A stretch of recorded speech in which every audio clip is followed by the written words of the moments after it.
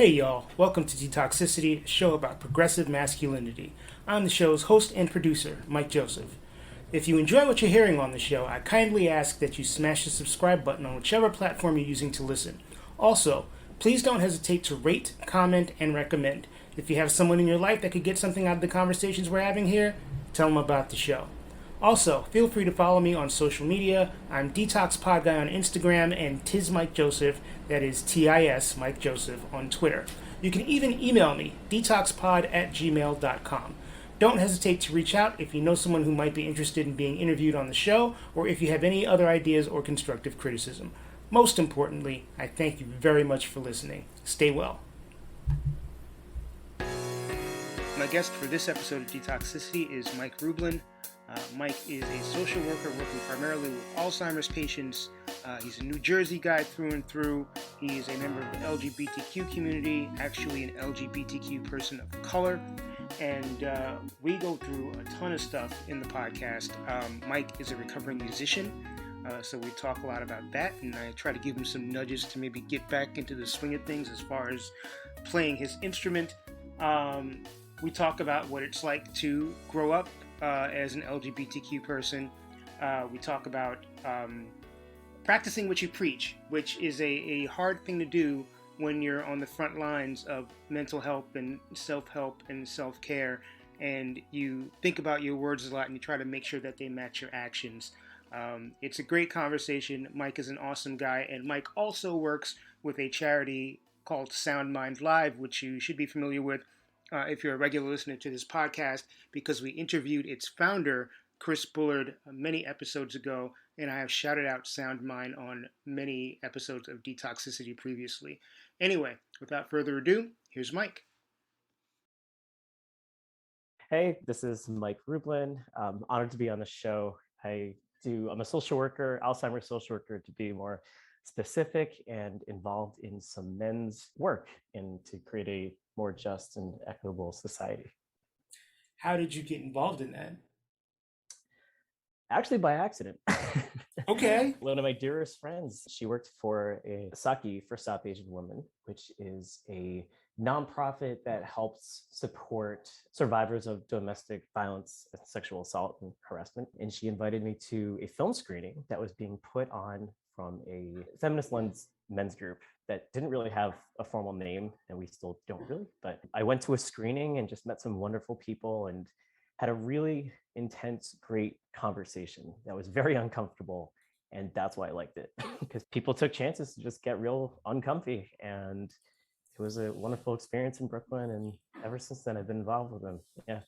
What made the conversation uncomfortable? Oh, everything.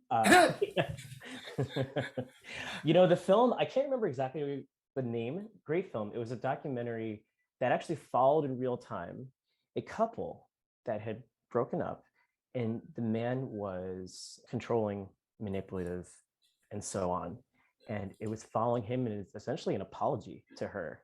And it really followed her and how she was working through that. And it was this kind of almost like restorative justice type thing. And then after the film, some men spoke up probably too soon. That was uncomfortable. And they were called out, rightfully so. And it was so interesting to hear the different takes on some people hating the film, some people loving it. And there wasn't much in the middle. And the filmmaker was there as well, who was a male.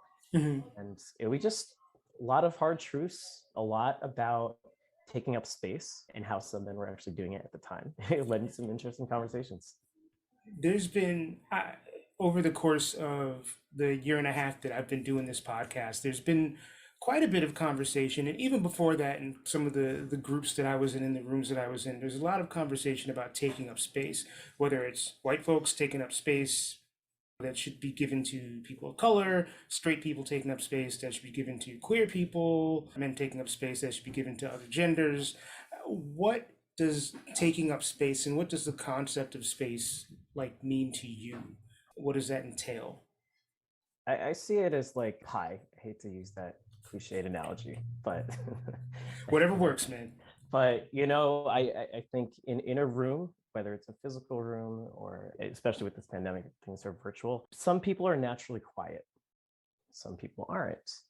And on top of that, we talk about privilege and the various faces of privilege. And I think ultimately, it's something that I've, at least I was taught at a young age. I used to be pretty quiet, so I was told to speak up more, right?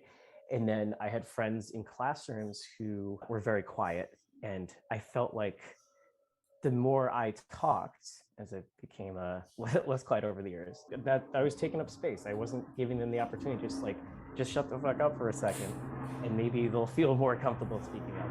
So it's a little bit of a jumbled thought, but I think it looks like that.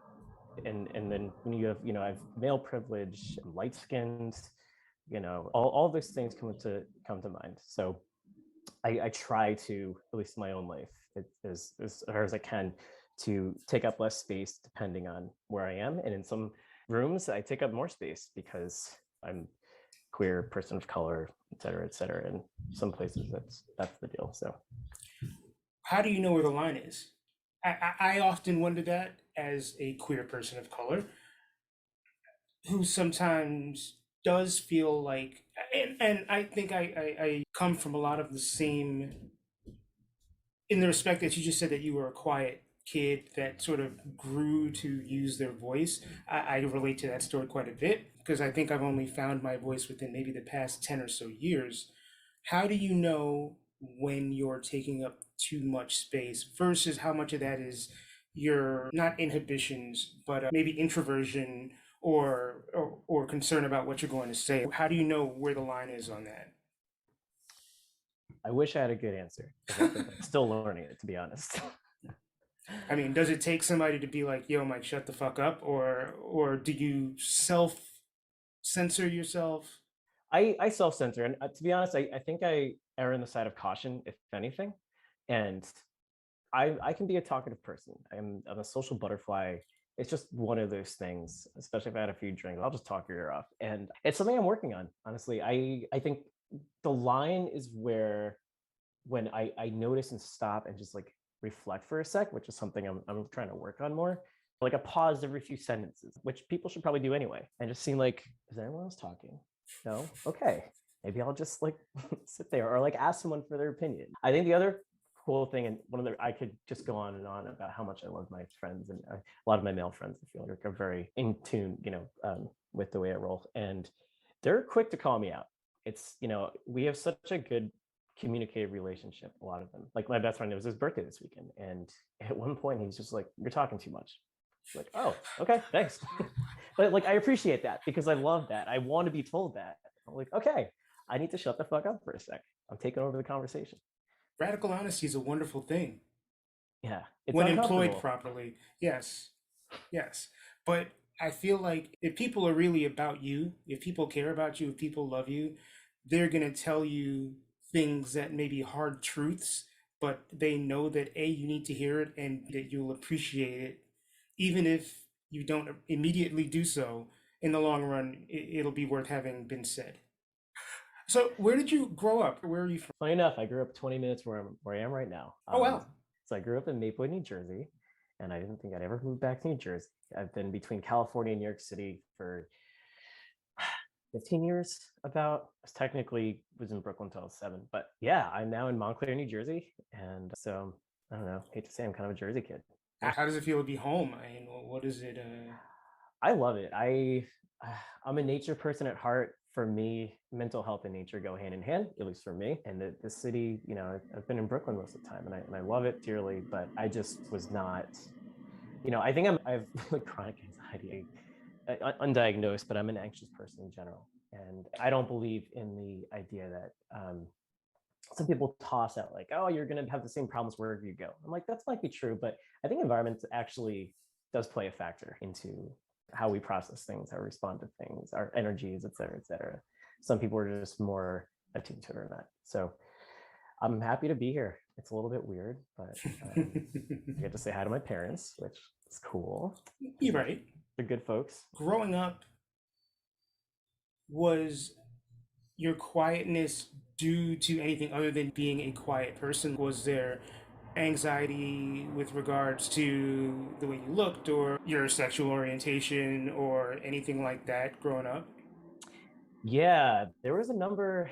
It's actually something that I just started therapy recently, and it's something I've been exploring finally for the first time. Congratulations. Thank you. I was bullied a lot as a kid, which is something people that get to know me, they're like, you're so social. I plan parties, I'm a coordinator, do all these things, and more outspoken. And growing up, I was really quiet because I was bullied and I was afraid.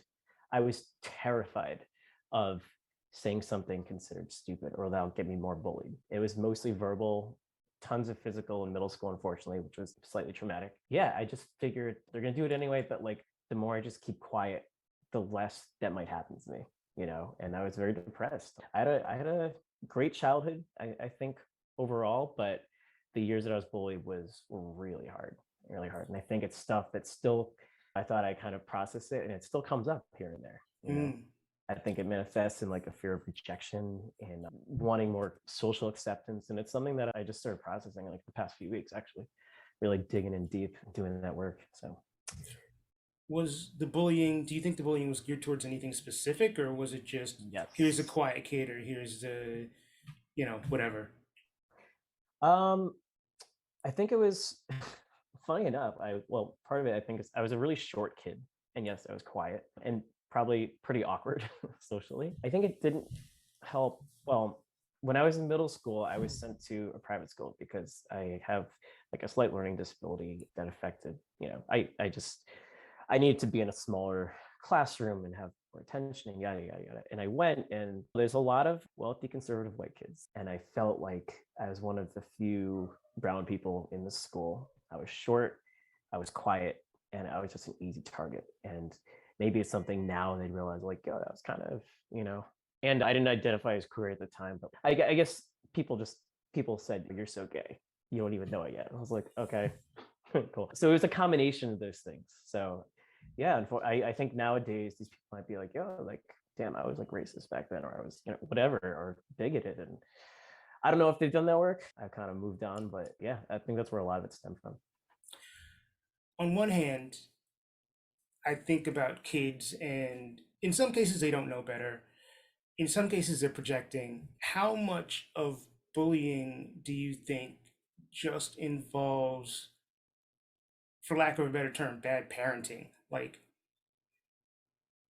interestingly, the one guy, well, obviously not named, was actually sent to juvenile detention. Like a juvie hall? Yeah. Oh, wow. Yeah. He ended up beating up one of my friends so bad that he had like a purple arm for like a number of days. And the kid told his mom, and the bully tried to bully his way out of it. It was like, oh, if you tell your mom you're like a weak and you're a pussy, blah, blah, blah, blah. But he did. He's like, yeah, my arm's purple. But, and that could have been me, I was on that same bus that it happened. I just happened to miss the bus that day. Oh, wow. But where's I going with this? Interestingly enough, two people that were kind of not bullying me, but had been friends with the bullies because I think they were just scared to be bullied themselves, actually reached out to me years later, and they're like, yo, we're so sorry about that. And I'm a big proponent of forgiveness and accepting where you can. And I was like, thank you. Like, I forgive you. And it made me feel a certain way, lots of feelings, but I think deep down, they maybe knew what they did was wrong. But interestingly enough, the one who got sent to juvenile, we found out later that his dad beat the crap out of him all the time. And hurt people. It's hurt people. So it doesn't make me feel good that happened, but it also like brings me a sense of or sympathy rather. And just, I was like, you know what, if for a second there, it was a terrible way to process things, but if it helped him get something out instead of, God forbid, like taking his own life or self-harm, you know what, I toughed it out and I wish him well, That is very mature. Have that moment. I feel like some people would be like, fuck that dude. But no, I get still it. That sentiment. Yeah, fuck that. But not, you can say that and also not wish harm on them. That's true. That's a very good point. Were you always this thoughtful? I guess so. I've been told that. It's so many people have told me because of that. That's why I should go into social work and switch careers. So I guess so. And it's also, I think it's something that people used to find me an easy target, and not even just bullying, like kind of walking all over people. Sure. So I've had to, it's interesting finding that balance. You had to have certain fortitude and strength while also being, compassionate and understanding. It's actually, I'm going to be getting my first tattoo, hopefully with my brother, but I'm trying to get two. And one of them is a Venn diagram that says soft on one side and fierce on the other. And the fierce is in this like soft pinkish hue, and the and the soft is in like a darker, like more robust color, and just trying to be in the middle. So that's like always been in the back of my mind. Like, how do I find this balance to stand up for myself and stand up for others while also doing it from a place of compassion? Oh, I thought you were gonna mention the other tattoo too. Oh yeah, so it is going to be a blue rose in honor of my sister, who unfortunately passed just the beginning or before the pandemic. Her middle name was Rose. Thank you. And it's just really powerful. Her favorite color is blue, so I was going to get a matching one with my brother. I'm not totally sure yet where, but I'm really looking forward to it. I think I've always been not anti-tattoo, but just I figured I'd never get one. But a lot has changed in the past 2 years, and that's something I'm looking forward to. I'm feeling really good about. For so many of us, yeah, things have changed quite a bit. I don't see softness and fierceness as mutually exclusive. Ooh. And I don't know, as you're talking, I'm thinking, right? And there was a point in time when I probably would have seen them as opposite qualities, but there's a way to be thoughtful and kind and generous and also not take any crap from people. Finding that balance is probably not very easy, but I think that's kind of where, for humanity, people kind of live their best lives, right? Like, it's being able to be graceful and forgiving and all of those good qualities, and also at the same time being like, yo, I'm not taking any crap from anybody. I'm going to be very intentional about the way that I live and the way that I treat people, and I'm not going to take slack. I wonder how more people can get to that point, or at least to the point where they don't necessarily see softness, where they don't see fierceness as hardness necessarily, where it's not bitterness or anger, but where it's just sort of knowing who you are. You know what I'm saying?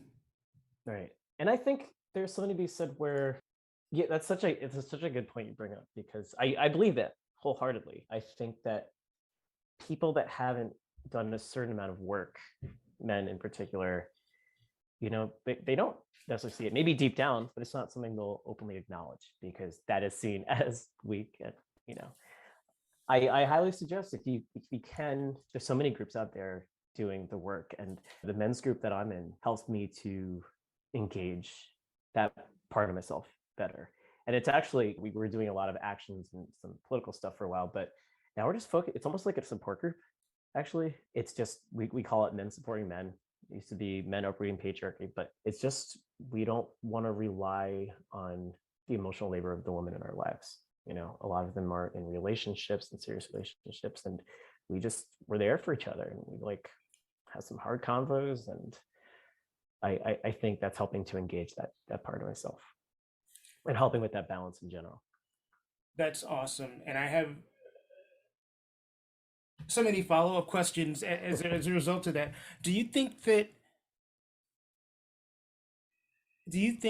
your queerness has lessened your patriarchal thinking, or do you think that it didn't matter? Yeah, that's a good question. I wonder for myself, actually. Yeah, I think so, and that's actually something I really want to think about.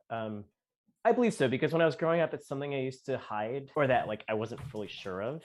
If we live in a different society, maybe like, oh yeah, this is cool. Like, it's not, it's not frowned upon, and there's a lot to unpack there. But I believe so. And despite how awful things are for so many people in the LGBTQ community right now, we're living in a particular time where it is more acceptable and tolerated, welcome, et cetera, et cetera. And I feel fortunate to be alive right now with this progress. I definitely can't say the same for everybody else, but just for how I feel about it, it's a privilege to be alive with that. So it makes it a little bit easier, I think, on all of us. I agree. As someone, I think I got a few years on you. I do come from an era when it was not as, pre-social media, pre-internet.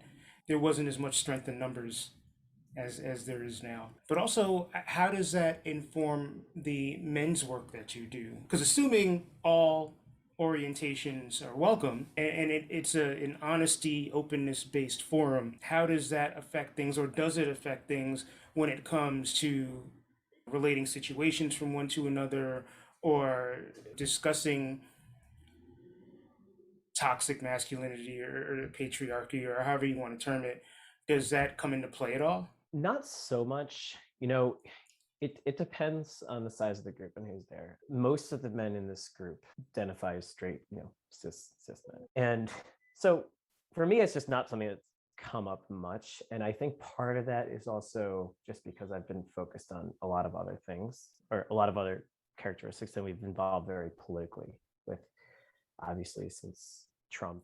But it hasn't come up so much. Probably should, honestly. But again, this is the work we're doing, and having those uncomfortable conversations. It's like, hey, just so you know, just a reminder. Right. Yeah. Right. I follow you on social media, and you make so many great points in regards to the political landscape and the rights of, whether it's rights of women, rights of trans people, rights of people of color, rights of indigenous people, kind of all over the place. It's, as an activist, I realize that what we do and the way that we live is important. How do you balance kind of the cycle of all of the bullshit happening with, like, hey, I want to live my life? I don't. Yeah, I could do a lot better with that. I've definitely, this pandemic's made it harder, obviously, but people joke with me about this, and it's something I'm joke about. But in the real is, I don't practice my self-care and mental wellness as much as I should, and as much as I preach about it. So again, finding that balance is really important, which is why I'm really excited that I'm going back to therapy, because that's been really helpful. Just in the past few weeks, I can just tell I'm more balanced energy-wise. I have a little bit less anxiety. But yeah, there have been times where I have had breakdowns for sure, and I tend to do this thing, which I'm sure I could find other coping mechanisms along the way where I avoid it, but I'll have every few months, I'm just taking on too much. I'm involved in a million things. I have my feet in a million different pools. And yeah, I've had a semi breakdown, I call it, maybe like 2.5 months ago. And I just turned off my phone and went camping by myself for a weekend. And just do intense hikes, and I've gone backpacking, and I'll just shut out to the world, and I come back totally refreshed. And it's a great thing, and it's a healthy coping mechanism, and I should probably find more to do before it gets to that point. But it's also kind of nice because I love camping. So It's that, in terms of coping mechanisms, is like one of the more wholesome coping mechanisms that I've heard. There are people that do things a lot darker than camping once they've hit their breaking point. So kudos to you for doing something productive or good with your energy. What else are you trying to like do for self-care besides therapy? What do you think you need to do to sort of avoid the breaking point, or at least acknowledge that things are leading up to a point before you get there and you're like, And it's something I've only been doing more recently, honestly, is practicing mindfulness. I have a mindful journal that I started keeping over the pandemic after I had a really bad burnout from work. And I wish I had it in front of me, but it's been a few weeks since I've entered anything. But I try to do it in the morning, and it'll list the trigger, the symptom, or like what's manifesting in my body, what somatic response. Are my teeth clenched? Are my shoulders like shrugged up? Is my jaw hard? Whatever. And then I'm like, all right, what did I try to do? And I'll be typing it as I'm doing it. So it's like really keeping me in check and holding myself accountable. And the times I do that are so, so helpful. And the big thing for me is box breathing. So you're like, you're breathing in for 4 seconds, like one line of the box. You're holding it for 4. You're breathing out for 4 seconds, holding it for 4, and you make a box. And you do that like 4 or 5, 6 times, or as many as you do until you're feeling more focused. And I've been doing that, and I love it. Breathe in through the nose, breathe out through the mouth. And it's, I've woken up so many times anxious in the morning, and it's a terrible feeling. It sets your energy for the rest of the day. And when I've been doing that, it might not be the 100%, the cure, but it helps a lot. And I've just noticed a huge difference. And I mean, in that sense, like I'm more productive and I'm more clear-headed. So it has numerous benefits. That's pretty awesome. Is that something that you actually are able to do consistently, or is it like, okay, I'm gonna do it, and then a week goes by and you're like, shit, I forgot to do it. The latter. Okay. It's funny because I run a support group through work, and I'm one of those people that preaches self-care, and I don't do it enough myself. I dish it out, but but it's yeah, I think running the support group, we were on a hiatus for a little bit from the summer. People were away, but coming back into it, I haven't told them this. It actually helps me more than anything. I feel I hold the space, but it holds myself accountable to make sure I'm doing what I preach. So we do talk a lot about how practice self-care. It almost seems like another chore that you have to add to your list when you're already doing a million things and you're burnt out. And the pandemic made us, I think, most people more easily fatigued. So it sounds like another chore. But I think it's a lot of that is just like reframing and making it a daily habit. And even if it's a chore, that's okay because you're going to feel better in the end. So that is something that I would like to work on. And probably after this, I will do some mindfulness. This is the kind of thing that helps me stay accountable, Nice. As someone who runs a support group and someone who has invested himself in men's work or work with men, what do you think are like the biggest issues that we just need to get the hell over? What are the things that are blocking our progress that are easily surmountable? What's the shit that we can't get out of our own way about? I think a lot of it is mental health oriented. And obviously we work with Sound Mind, and it's one of the reasons I love that organization so much. Music and mental health. We need to find ways to normalize when we're feeling upset, sad, angry, all those things. I have a lot of work to do on that end. I already know. Like, for example, when I get sad, it expresses itself in anger, right? So when I post sometimes from a dark place and it sounds really angry, I'm probably just sad, feeling helpless. And I think a lot of men do that too. We're kind of indoctrinated to suppress emotions. And I think we can't do the work and make change within ourselves, which is where the change really needs to start, unless we address those emotions when they come up. Because if not, what's the point? So I think a lot of it is just clear, simple. It's just mental health. There's a lot of work to do around there. So the support group I'm in, that's really helpful. Like, I cried in front of these guys and I've had really dark moments and be like, you know what? I did something stupid today, or I feel like a piece of shit because I wronged someone. And just being able to practice raw vulnerability is just vital to getting anything done, What's the first step for a lot of guys, and I mean people of other genders, although I think that this is more of a stereotypically masculine trait, to even like acknowledge, hey, I have a problem and I need to do something before you end up in legal trouble, or you end up losing a job, or you end up with a DUI, or you end up doing something stupid? What are steps to nip that in the bud, especially for our brothers who are in places where the culture is maybe less evolved, I guess? For the folks who are not in cities where things are a little bit more cosmopolitan and there are groups like this that are maybe easier to access. Absolutely.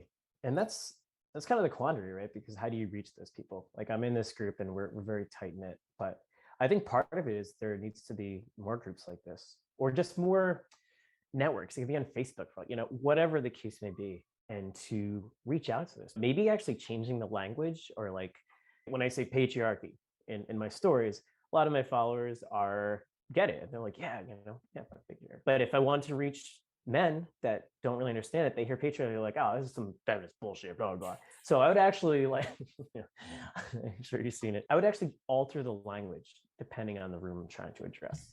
Right. So when I comment on a Facebook page, a Facebook post, or whatever that's written by a woman and some men are bashing, I don't use words like feminism, patriarchy. I kind of get to their level a little bit when I'm not angry. Yeah, sometimes I can shit post, but the rest of the time I'm trying to like, hey, have you thought about it this way? Ask an open-ended question, meet them where they're at. Like, hey, I kind of see where you're going with this. And you that must put them in a place of hurt.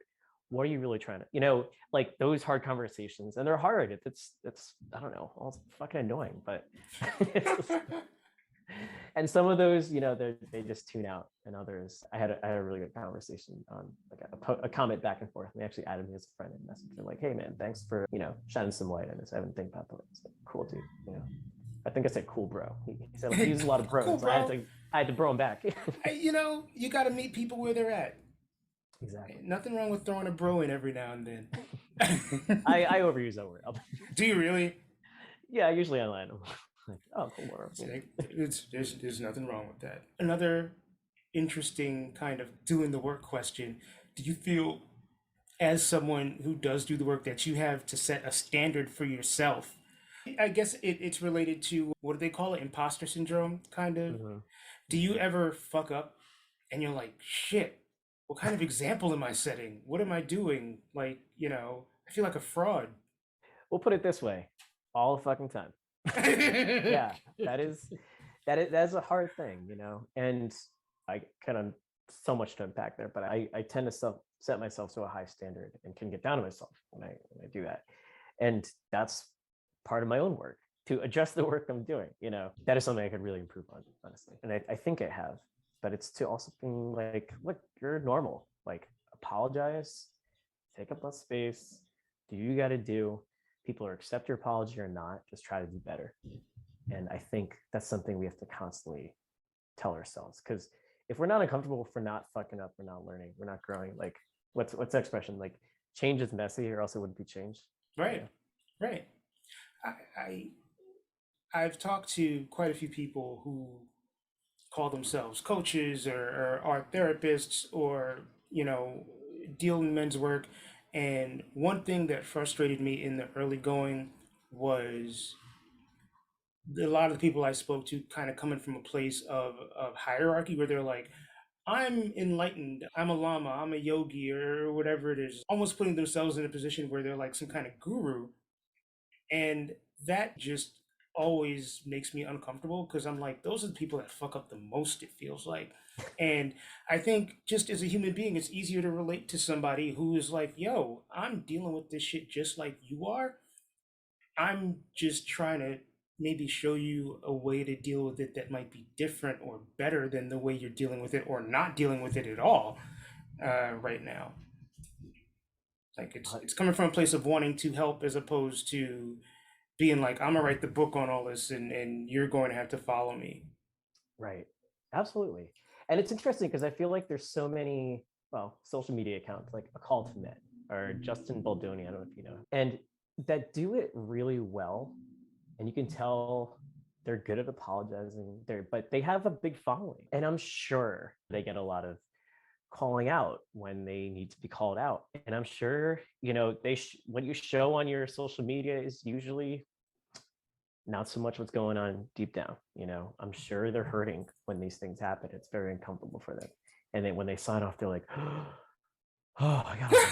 But I'm just glad that they have a big following, and that, people like Justin, who I just really love, or Ted Bunch on Call to Men, like, when they're wrong, they're like, this is fucked up. This is part of the work. And they're just radical, raw vulnerability, And that inspires me. Right. Like, yes, you're going to fuck up. Like, don't even think I may fuck up. Like, you are going to fuck up. Just like accept it and do better, and like do what you got to do. Here's a question that I wonder if you've been asked before, and I'm sure you've been asked it in much more crude terms. Does it bother you, or is it something that often comes to mind, that you are kind of ethnically inscrutable? Yeah, that comes up all the time. Okay. I'm adopted from Guadalajara, Mexico, which is a very mixed city. It's like a European-esque city in Mexico. So I think you see a lot of people who look mixed race. I've never met my birth parents. I have tried, but I really haven't gotten that far. And it's just a different system for adoption down there. It's not so easy to track. With that being said, I'm assuming my mom was mixed race, or I'm assuming, whoever she was with, some of it maybe lighter skinned. I don't know, but yeah, I get that all the time. You add on to that, I'm not religious at all, but like, you know, my family's Jewish, and people are like, Mexican Jew, what the fuck?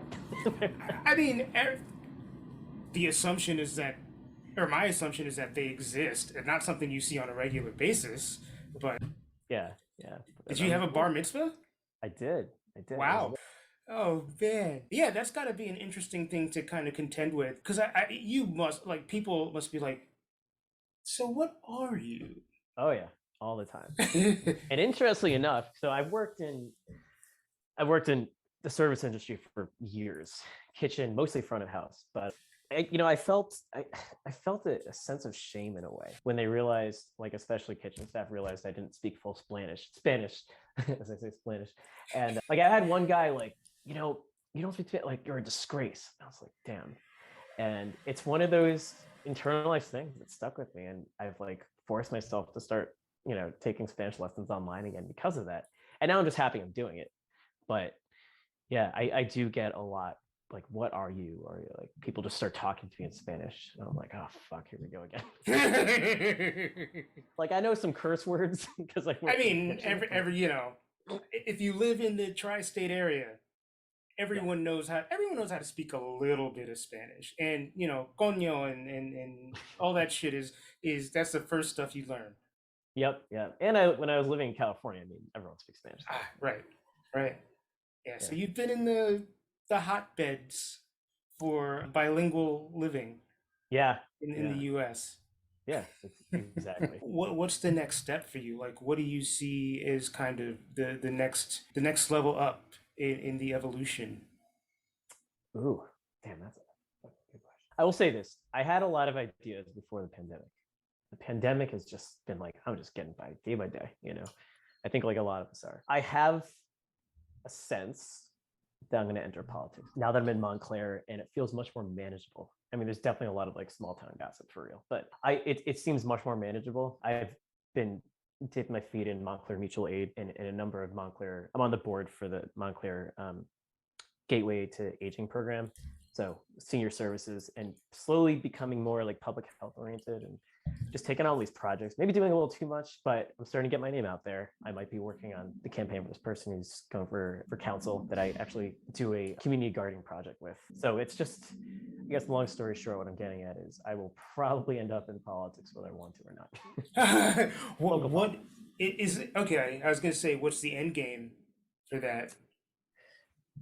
That I don't know yet. I feel like someone with my anxiety and just like, in my shit posting, I probably will not do much bigger than anything super local, because it just sounds, I almost in a weird way like feel for politicians, the good, the bad, and the ugly, just because I can't imagine the level of stress with the public eye constantly on you. Like you can't really lead a simple life, and at my age, like I just, I'm just tired more easily. I don't want to deal with this bullshit. Like I'm emotionally fatigued. Like I can't have people yell at me online. Like fuck that. Oh, come on, Mike, you're a young man. I just don't. I'm at the age where I'm just like, I'm over the bullshit. I don't want to deal with it. And like, I'll tell someone to their face if I'm like, no, you think it's there. And I feel like that's going to get me in trouble online if I do something bigger than very local. So I'm very comfortable doing something very local. And I think that's just because I want to, and I am very community minded in general. And I just love where I live so much. And it's a very progressive town. It's a huge town, very, very progressive. I mean, there's like 4 train stations here. It's like huge, but there's a lot to be involved with. And I personally think, most things are political, if not everything. And yeah, one thing that came up in 2016 that has always stuck with me, and I don't think the average person really realizes it, is how easy it is to get involved in politics at the local level.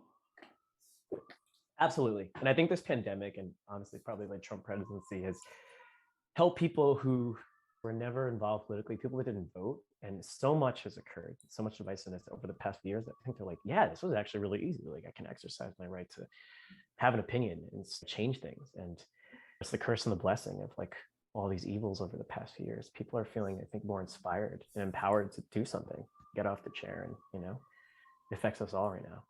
Yeah, I mean, I think back to when I was younger, and it's sort of like all of these issues seem so many steps above where I, as a layperson, and a poor layperson, and somebody who didn't feel like they had a voice or any kind of power could access.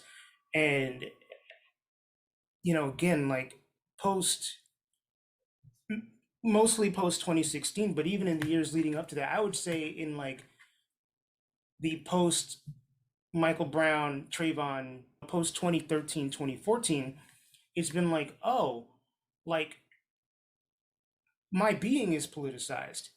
You know what I'm saying? Like, why don't I just take this that's become my circumstance anyway and try to use it, whether it's to try to make things right for my community, or whether it's to give other people the impetus to kind of find the qualities in themselves that are political. But it's really interesting how it really is just one person doing one little thing can cause a domino effect, or just give other people the strength to find their voices and create a groundswell. Absolutely. Yeah. It's yeah, butterfly effect. It's and we talked about normalizing mental health, for example, and you have a big following in your social media, and I think people see you as what you are, a compassionate person, an understanding person. You speak a lot of truth, and I think for that, I have a love-hate relationship with social media, but I think sometimes we all do. it's fairly unhealthy. But if you reach just one person and normalize something like that, who knows? Maybe you saved someone from being yelled at unnecessarily that day. Maybe you help reduce their anxiety for the day that would have manifested in some negative energy and the chain reaction that comes from it. And God knows, maybe you saved a life. But that's very important. I think it's again important to voice your opinion, especially if you have that kind of following, like to really use it for good. Yeah. I mean, for all the shit that social media gets, and rightfully so. I mean, Mark Zuckerberg is the devil. Yeah, it's pretty bad. Yeah, the fact that exactly what you said, someone can say something positive or impactful, and to even just have it hit one person makes it worthwhile. And that if there was someone in the middle of the country or in another country, in a repressive country, that had gender dysphoria issues, they probably felt like they were the only person that existed in the world like that, and other people like that was just something you could not access.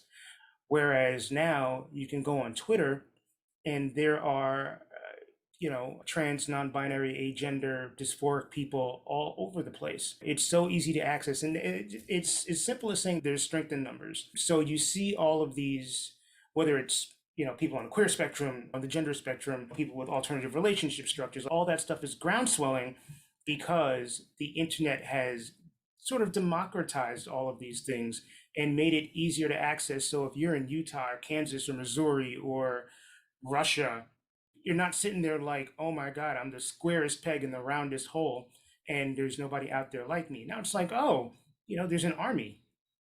Absolutely. Yeah, I think again that curse and the blessing. You're Yeah. absolutely right. Yeah. It's helped me. Likewise.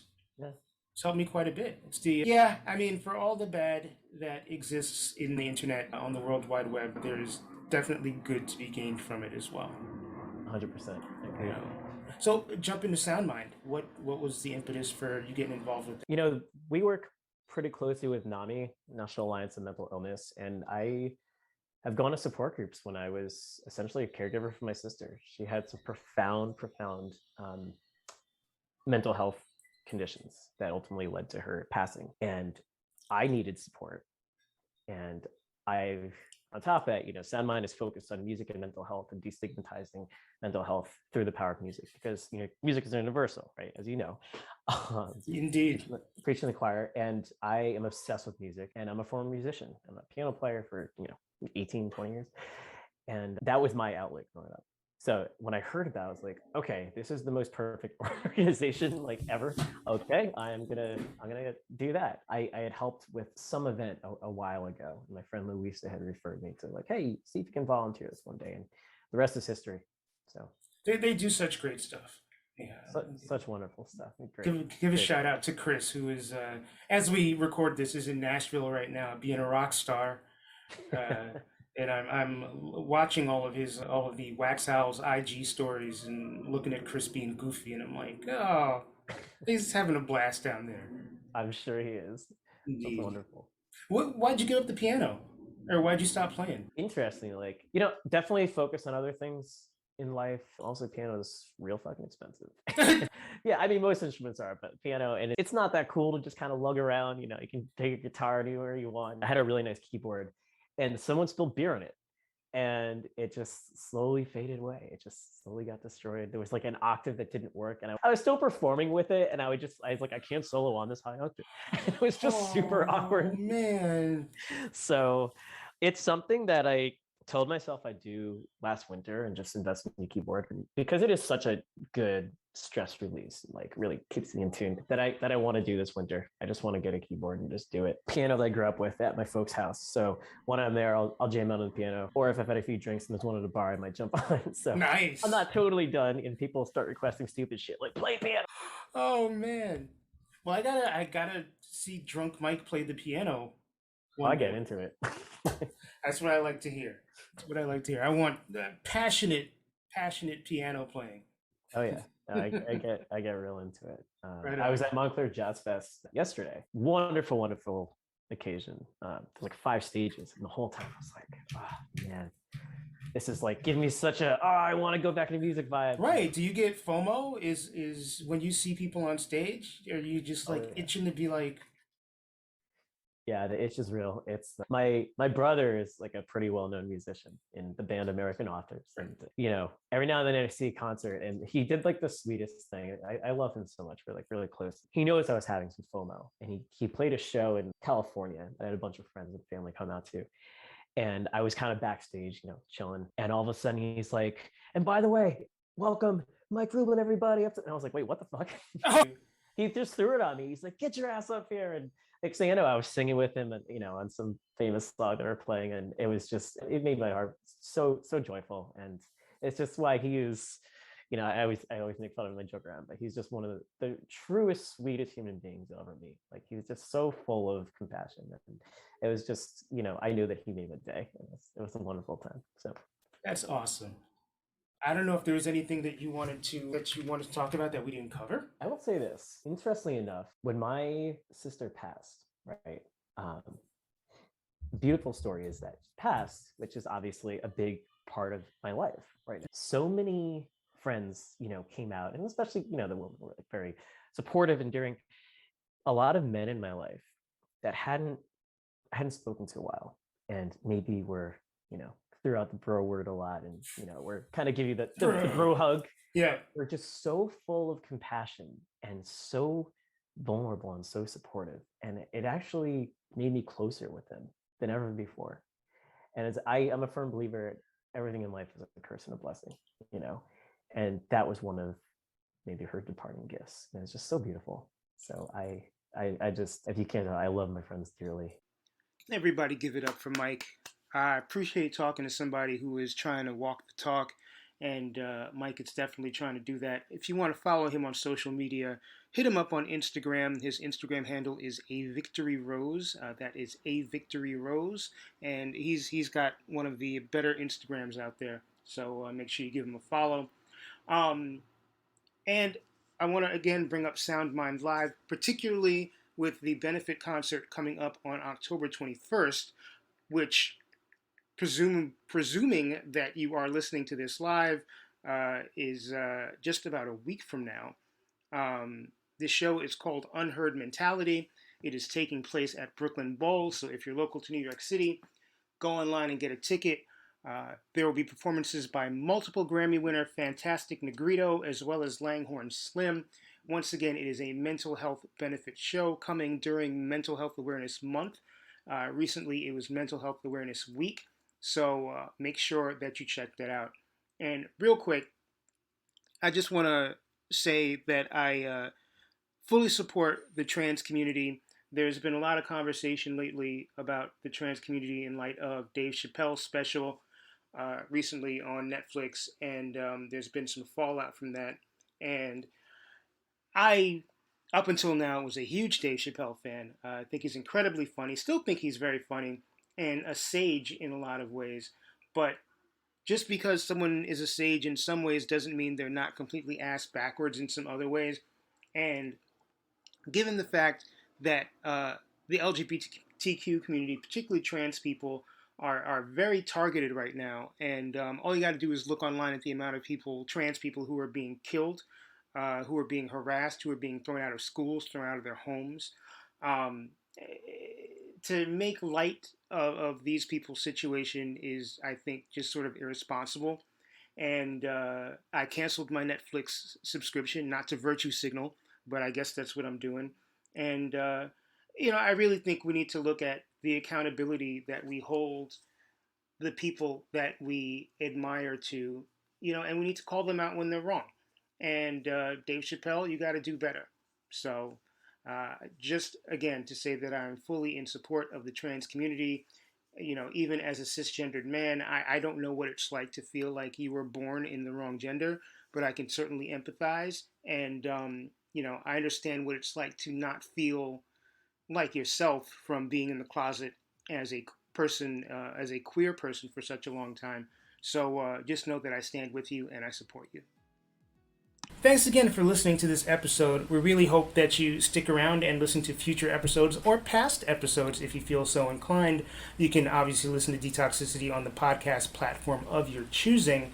And if you want to get in touch with me, please hit me up on Instagram at DetoxPodGuy, Twitter, TizMikeJoseph, or you can email me at detoxpod@gmail.com. Always willing to hear constructive criticism, thoughts, ideas, realizations, and if you yourself would like to be a guest on the show, or you know somebody who would make a good guest, I will take recommendations from now until the end of time, so please feel free to reach out to me. I want to thank a couple of people who've been very important to this show.